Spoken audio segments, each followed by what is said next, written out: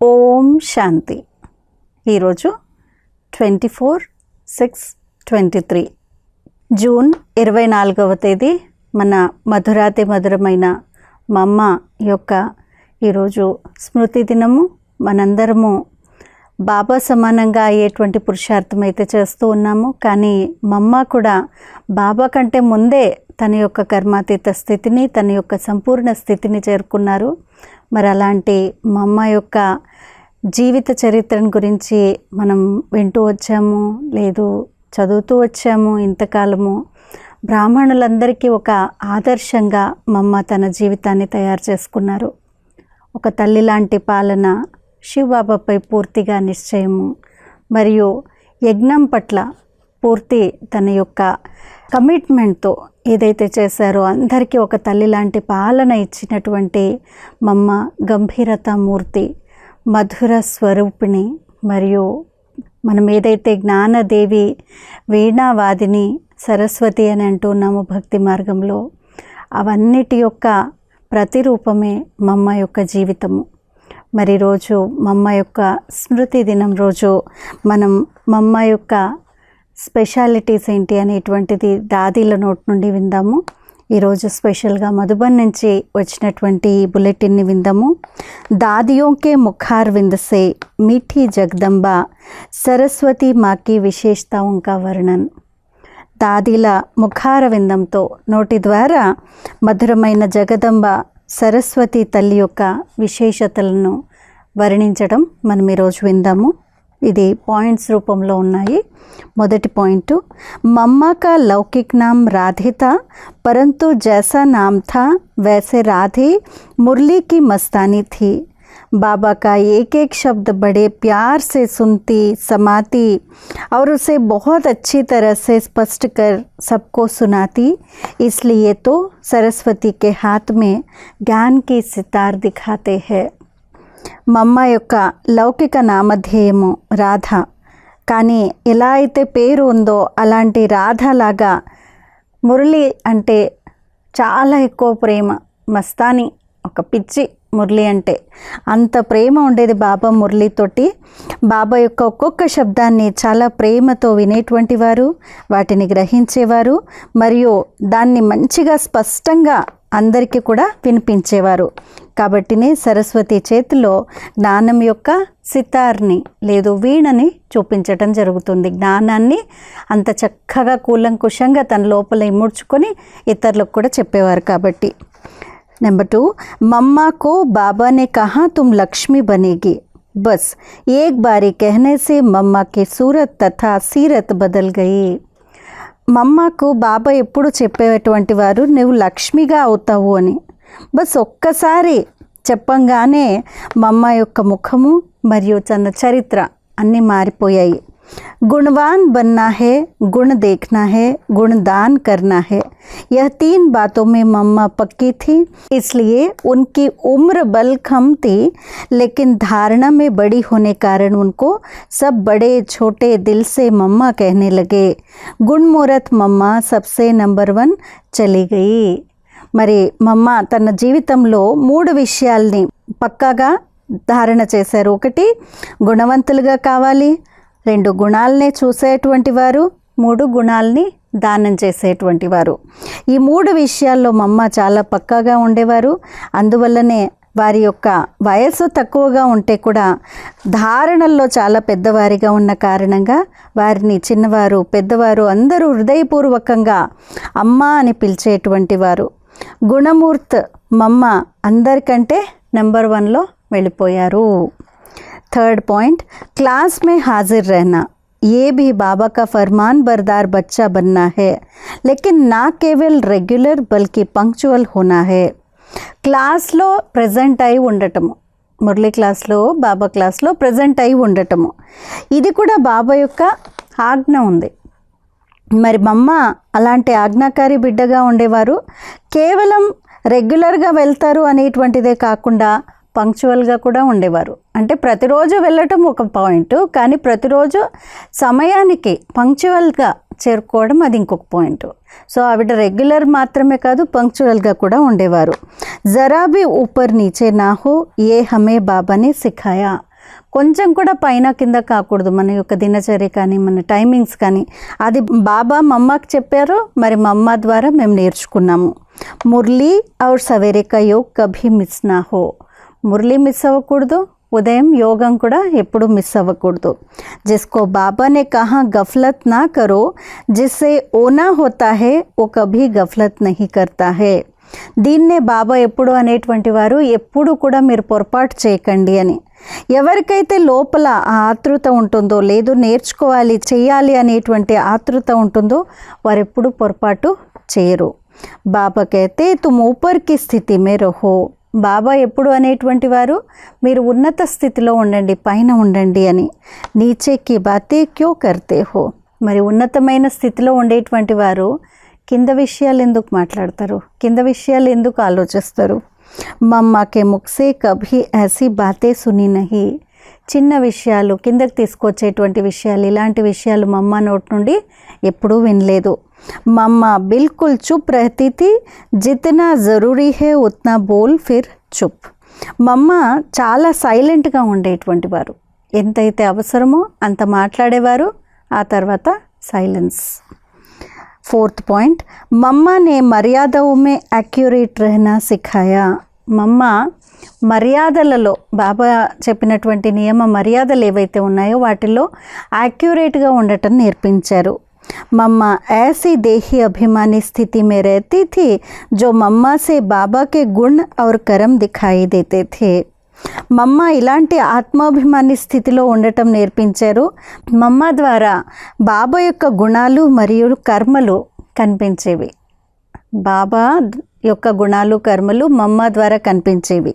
तो बाबा जो हमको सिखा रहा है वही हमारे से दिखाई दे और पुराने संस्कार सब खत्म हो जाए.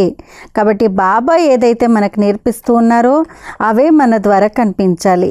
పాత సంస్కారాలన్నీ కూడా సమాప్తం అయిపోవాలి. నెక్స్ట్ 5వ పాయింట్, मम्मा में 3 विशेषताएं स्पष्ट दिखाई देती थी.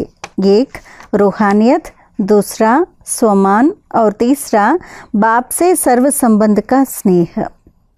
మమ్మలో 3 విశేషతలు స్పష్టంగా ఎప్పుడూ కనిపించేవి.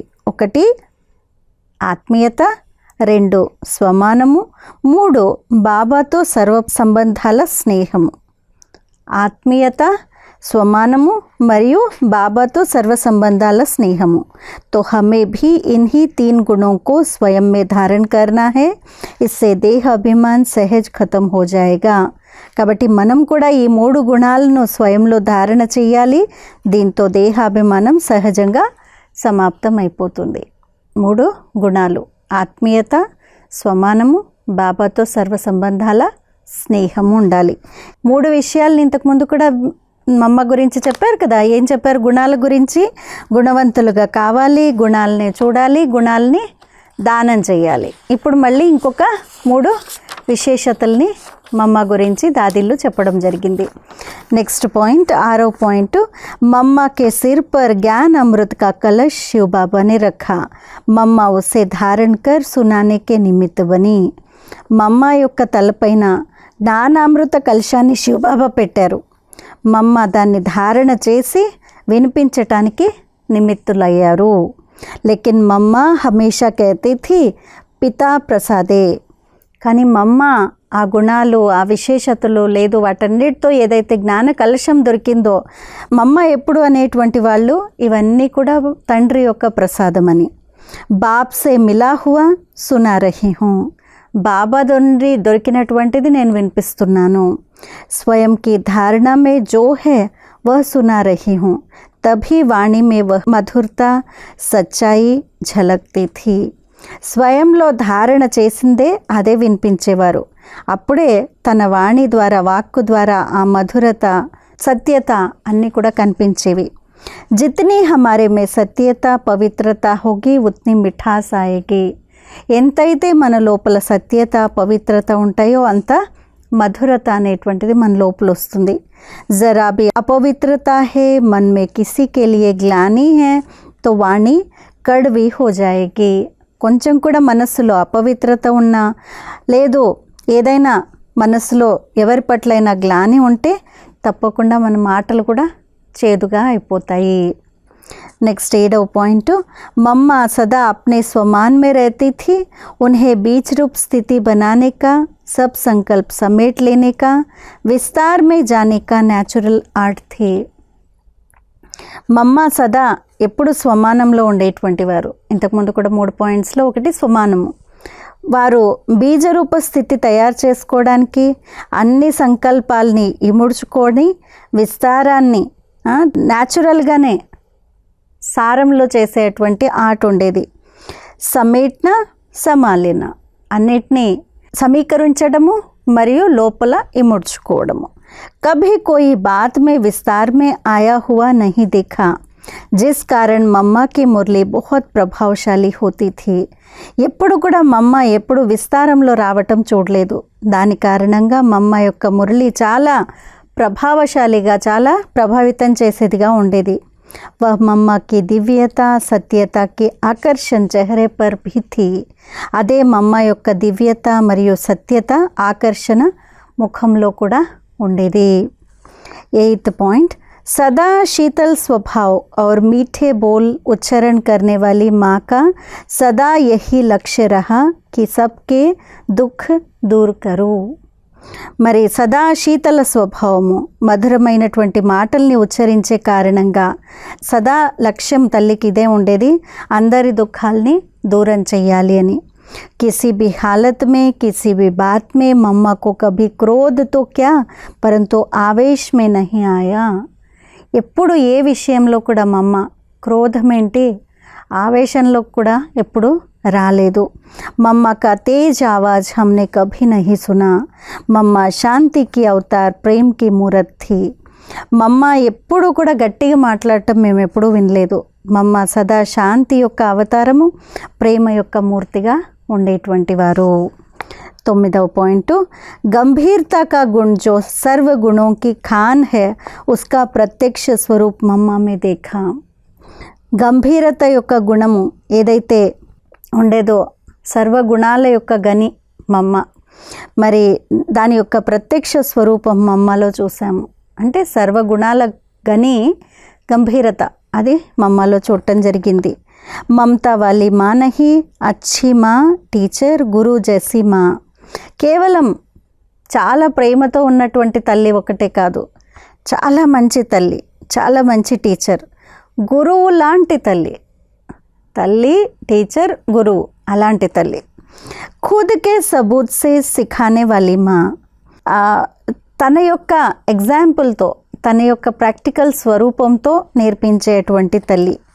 गंभीरता और धैर्यता के कारण मम्मा में समाने और समेटने की शक्ति थी. గంభీరత మరియు ధైర్యత యొక్క కారణంగా మమ్మలో ఇముడ్చుకునేటువంటి శక్తి మరియు సమీకరణ చేసే శక్తి ఉండేది. समाने और समेटने के कारण मम्मा सहनशीलता की मूर्त थी. ఈ రెండు శక్తుల కారణంగా ఇముడ్చుకునేటువంటి గుణము, అన్నిటినీ సమీకరించేటువంటి గుణము, ఈ రెండు గుణాలు శక్తుల కారణంగా మమ్మ సహనశీలత యొక్క మూర్తి ఉండేవారు. सहनशीलता के गुण से सदा शीतल और शांत थी. సహనశీలత యొక్క గుణంతో సదా శీతలంగా మరియు శాంతిగా ఉండేవారు. 10वां पॉइंट, अटल निश्चय किसको कहा जाता है, वह मम्मा की सूरत से देखा. అచంచలమైనటువంటి నిశ్చయము, ఎప్పుడు ఎడతెగనటువంటి నిశ్చయం ఏంటి అనేటువంటిది మమ్మ యొక్క ముఖంలో చూడటం జరిగింది. కభీ భీ మమ్మానే శ్రీమత్ మే అప్ని మత్ మిక్స్ నహీ కీ హోగి. ఎప్పుడు కూడా మమ్మ శ్రీమతంలో తన మతాన్ని ఎప్పుడు మిక్స్ చేయకపోయేవారు. మేరా విచార్ యహ్ హై, మే యహ్ సమజ్తీ హూ, యహ్ మమ్మానే కభీ నహీ కహా. నా ఆలోచన ఇది, నేను ఇలా భావిస్తూ ఉన్నాను, నేను ఇలా అంటున్నాను. మమ్మ ఎప్పుడు ఇలాంటి మాటలు మాట్లాడేవారు కాదు. నేను ఇలా ఆలోచిస్తున్నాను, నా థాట్, నా ఐడియా. పరంతు బాబానే యహ్ కహా హై, బాబానే యహ్ సమఝాయా హై. ఇలా చెప్పేవారు, బాబా ఇలా చెప్పారు, బాబా ఇది అర్థం చేయించారు అని చెప్పేవారు. वह भी बताने में ऐसा रस जो हर एक को सहज समझ में आ जाए कि बाबा ने किस रहस्य से कहा है. అది కూడా చెప్పేటువంటి మాట ఎలా ఉండేది అని అంటే ఎంత రసవత్తరంగా మమ్మ చెప్పేటువంటి వారంటే ప్రతి ఒక్కరికి సహజంగా అందరికీ అర్థమయ్యేటువంటిది. బాబా యొక్క రహస్యం ఏంటి ఈ పాయింట్లో అనేటువంటిది అందరికీ అర్థమయ్యేది. 11వ పాయింట్, मम्मा सदा एकांत में रहती थी। रोज़ 2 बजे सवेरे उठकर बाबा की यादों में एकांत में चली जाती। इसी पुरुषार्थ से मम्मा का संपूर्ण स्वरूप कई बार दिखाई पड़ता था। మమ్మ సదా ఏకాంతంలో ఉండేవారు. రోజు 2 గంటలకు ఉదయం లేచేటువంటి వారు బాబా యొక్క స్మృతిలో ఏకాంతంలో వెళ్ళి కూర్చొని బాబా యొక్క స్మృతిలో మునిగిపోయేటువంటి వారు. ఇదే పురుషార్థంతో మమ్మ సంపూర్ణ స్వరూపము ఎన్నోసార్లు కనిపించేటువంటిది. ఆ పురుషార్థం చేస్తున్నప్పుడు మమ్మ యొక్క సంపూర్ణ స్వరూపం కనిపించేది. 12వ పాయింట్, బాబా కే 2 స్లోగన్ बहुत याद रहते हैं। एक, मम्मा सदा कहती थी हर घड़ी हमारी अंतिम घड़ी है। 2, हुक्म ही हुक्म चला रहा है। మమ్మ యొక్క స్లోగన్లో 2 ఎప్పుడు గుర్తొస్తాయి. మమ్మ ఎప్పుడు చెప్పేటువంటి వారు. మొదటి స్లోగన్ ఏంటి? హర్ ఘడి హమారీ అంతిమ ఘడి హే, ప్రతి క్షణము మన యొక్క అంతిమ క్షణమే. రెండోది హుకుమీ హుకుం చలా రహా హే, పరమాత్ముడు నడిపించేటువంటి వారు, ఆజ్ఞాపించేవారు, వారి ఆజ్ఞ పైన నేను నడుస్తూ ఉన్నాను. యహ్ 2 మంత్ర మమ్మ హమేషా యాద్ రఖ్తీ ఔర్ సబ్కో యాద్ దిలాతీ. ఈ 2 మంత్రాలు మమ్మ ఎప్పుడు గుర్తుంచుకునేటువంటి వారు మరియు అందరికీ గుర్తు చేయిస్తూ ఉండేవారు. इसी मंत्र से हम सहज नष्टो मोहा स्मृति स्वरूप हो जाएंगे, किन्हीं झंझटों में नहीं जाएंगे. సో కాబట్టి ఈ 2 మంత్రాలతో మమ్మ సహజంగా నష్టో మోహ స్మృతి స్వరూపంగా అయిపోయారు. ఏ జంజాటాల్లో కూడా వెళ్ళేటువంటి వారు కాదు. और अपनी बुद्धि को सब बातों से फ्री रख बाबा की आशाओं को पूर्ण कर सकेंगे. మరి ఇలాంటి బుద్ధి ద్వారా అన్ని విషయాల నుండి ఫ్రీగా అయ్యి బాబా యొక్క ఆశల్ని పూర్తి చేయగలుగుతారు. కాబట్టి ఇవి దాదీల నోటి ద్వారా మమ్మాలో చూసినటువంటి గుణగణాలు మరియు విశేషతల్ని మనం విన్నాము. కేవలం ఈ ఒక్కరోజే కాకుండా ప్రతిరోజు మన జీవితంలో ఈ గుణాలన్నింటినీ తీసుకొని వచ్చినట్లయితే మనం కూడా బాబా సమానంగా, మమ్మ సమానంగా మన జీవితాన్ని కూడా అంత సంపూర్ణంగా తయారు చేసుకోవచ్చు. మరి దీంతోపాటు ఇంకా ఆల్మైటీ బాబా యొక్క కాన్వర్జేషన్ మమ్మతో ఏముండేది అనేటువంటిది అది ఇంకొక ఎపిసోడ్లో మనం తప్పకుండా చూస్తాము మరియు విందాము. అచ్చా, ఓం శాంతి.